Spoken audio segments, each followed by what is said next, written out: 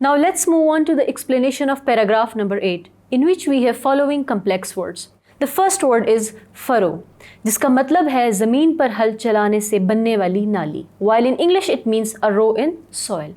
The second word is sword, जिसका उर्दू में मतलब है आरे से कटा हुआ, while in English it means sliced or cut. The third word is sieve, जिसका उर्दू में मतलब है छलनी, while in English it means filter or strainer. So paragraph number 8 start इस तरह से होता है कि जैस पहाड़ी की तरफ ऊपर देखता है और वो कहता है कि मुझे यकीन नहीं आता कि उसके माँ बाप ने मिल के इनको साफ़ किया, और फिर वो थोड़ा नॉस्टैल्जिक हो जाता है, अपनी पुरानी मेमोरीज़ को याद करने लगता है, और वो कहता है कि मुझे वो वक्त याद है जब वो अपने वालिदैन के साथ इस जगह पे आता था और वो हल चलाया करते थे,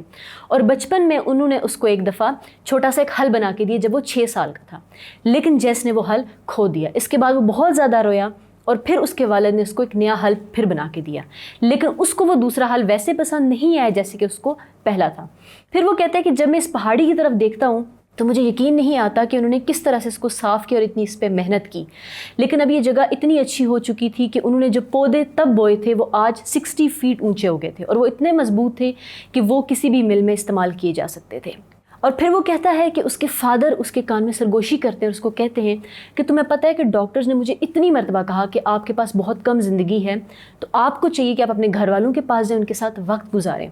लेकिन मुझे पता था कि मैंने इस ज़मीन पर वापस आना है, क्योंकि ये ज़मीन मुझे खुदा ने दी है, मैंने इस पे आके काम करना था, मुझे इसकी खुशबू याद करनी थी, और मुझे पता था कि मैंने यहाँ पे आके चीज़ें उगानी है, मैंने यहाँ से आलू ले जाने हैं, टमाटर लेके जाने हैं। यानी वो ये कहना चाहता है कि उसे ज़मीन से बहुत प्यार था और वो इस ज़मीन पे मेहनत करना चाहता था, क्योंकि वो समझता था खुदा ने उसको एक नेमत दी है तो उसे इस नेमत से फ़ायदा उठाना चाहिए। तो यहाँ पे ये पैराग्राफ ख़त्म हो जाता है।